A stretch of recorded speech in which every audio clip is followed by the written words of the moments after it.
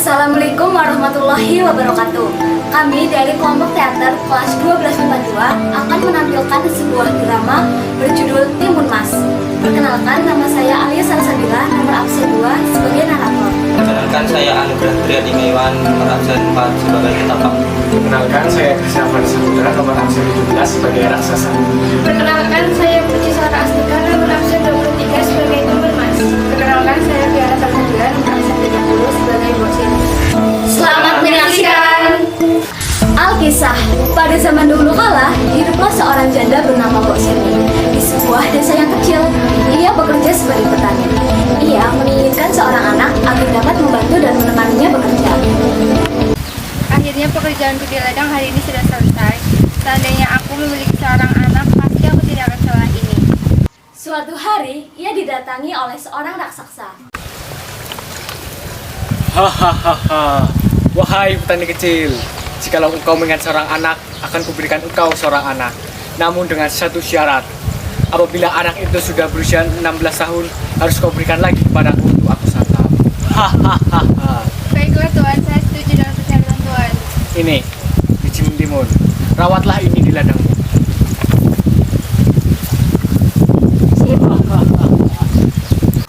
Setelah 2 minggu, di antara buah ketimun yang ditanamnya, ada satu buah yang paling besar dan berkilau seperti emas. Wah, buah ini besar sekali. Baiklah, akan aku belah buah ini dengan hati-hati. Ternyata, isi buah tersebut adalah seorang bayi yang cantik. Wah, cantik sekali kamu, nak. Baiklah, ibu akan memanggilmu Timun Mas karena kamu berasal dari timun yang berwarna emas. Semakin hari, Timun Mas tumbuh menjadi gadis jelita yang rajin membantu ibunya. Bu, saya pergi mencari kayu bakar dulu ya. Baiklah, nak, jangan pulang terlalu malam ya, nanti kamu tersesat. Pakailah. Baik.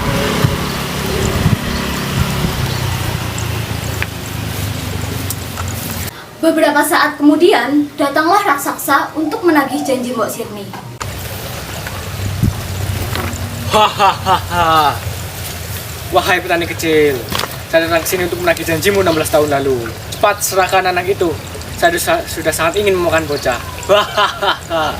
Begini Tuanku, saya punya saran bagaimana kalau Anda datang ke sini 2 tahun kemudian. Saya yakin bila anak itu semakin dewasa, pasti akan semakin enak untuk disantap. Bagus juga saranmu. Baiklah, saya akan datang ke sini 2 tahun kemudian untuk menagih janjimu.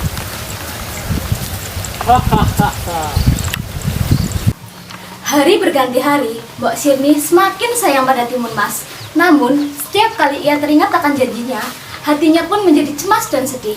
Ibu, ini sudah larut malam. Kenapa ibu belum tidur? Dan kenapa ibu tidak sedih? Apakah ibu memiliki masalah? Tidak, nakku. Ibu tidak memiliki masalah. Mari kita masuk ke rumah. Ibu akan menceritakan sebuah dongeng untukmu. Terima kasih, Ibu. Suatu malam, Mbok Sirni bermimpi. Agar anaknya selamat, ia harus menemui petapa di Gunung Kidul. Paginya, ia langsung pergi ke sana.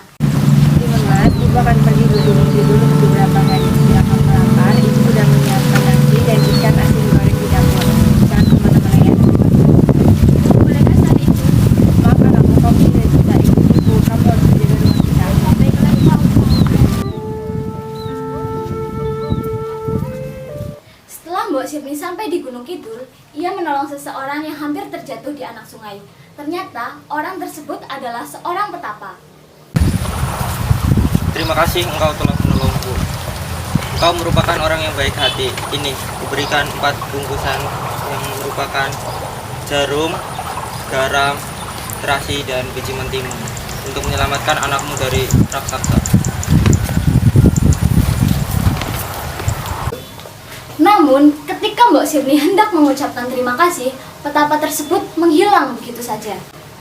Mbok Sirni pun pulang ke rumahnya. Sesampainya di rumah, ia menceritakan semua yang telah terjadi pada Timun Mas. Ibu, saya amat takut dimakan oleh si raksasa itu.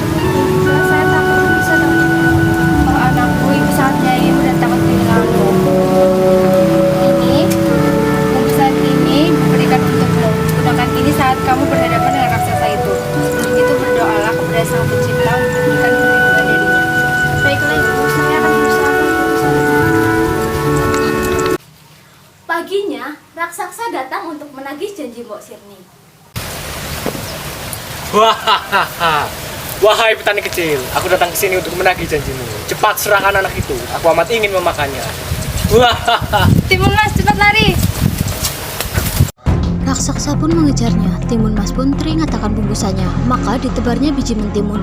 Sungguh ajaib, hutan menjadi ladang mentimun yang lebat buahnya. Raksasa pun memakannya, tapi buah timun itu malah menambah tenaga raksasa. Lalu Timun Mas menaburkan jarum. Dalam sekejap, tumbuhlah pohon-pohon bambu yang sangat tinggi dan tajam.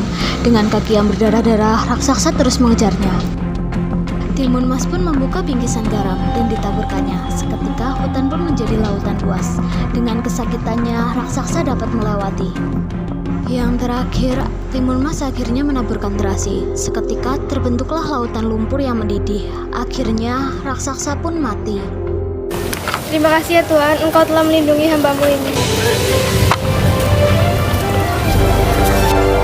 Akhirnya, Mbok Sirni dan Timun Mas hidup bahagia dan damai. Amanat yang bisa kita ambil dari cerita Timun Mas adalah selalu patuh kepada kedua orang tua. Bila berjanji harus ditepati, jika tidak bisa ditepati lebih baik tidak berjanji. Selalu berusaha melalui masalah seberat apapun. Selalu berpikir terlebih dahulu sebelum melakukan sesuatu agar tidak menyesal di akhir nanti. Jangan mudah menyerah. Sekian dari kelompok kami, apabila ada kesalahan mohon dimaafkan. Wassalamualaikum warahmatullahi wabarakatuh.